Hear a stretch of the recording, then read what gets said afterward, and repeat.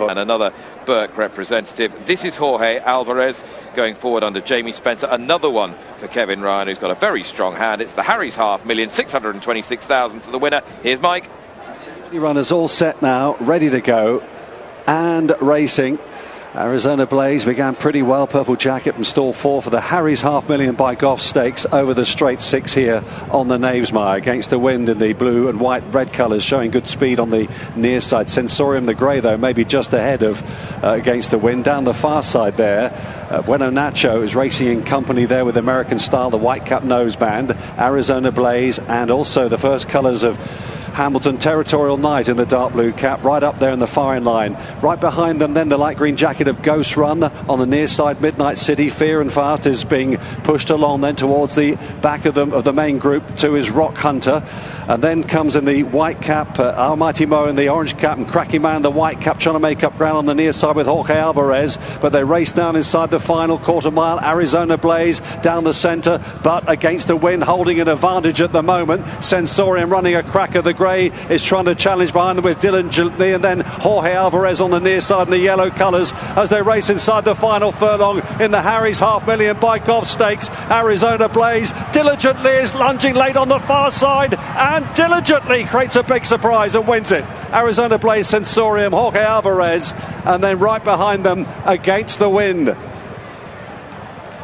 Huge turn up in the Harry's $500,000.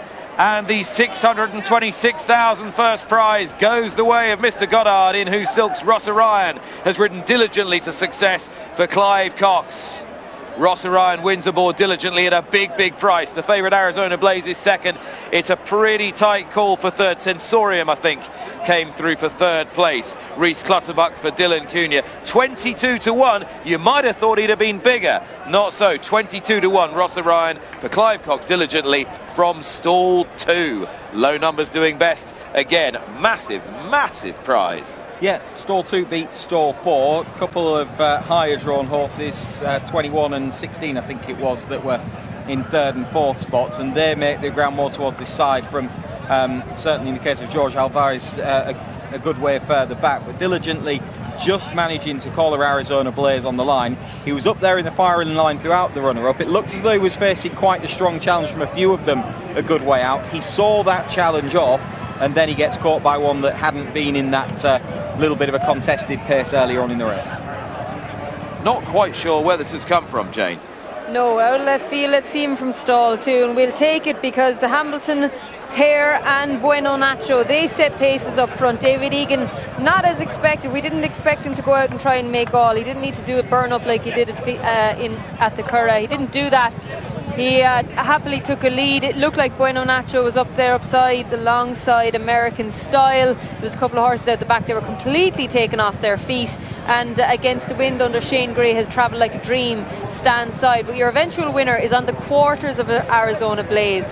Very clever race, very simple race for Rossa Ryan to ride. He knew he had the target on David Egan's back, and Chris, he didn't play his cards until inside the final furlong. No, he didn't. They were practically upsides, weren't they, through the first couple of furlongs, and then you could see Rossa just start to edge in behind and think, well, this horse is going to carry me a long way, and I'll try and get him with one late go at him. And here it looks as though Arizona Blaze is starting to see off the challenge on the near side from against the wind. Looks as though diligently he's seen off, to be honest. He's not looking the winner, he's losing ground rather than making it at that point, but he starts to stay on, and it just suggests that they really are starting to slow down late on, and it's just who keeps turning over to get there.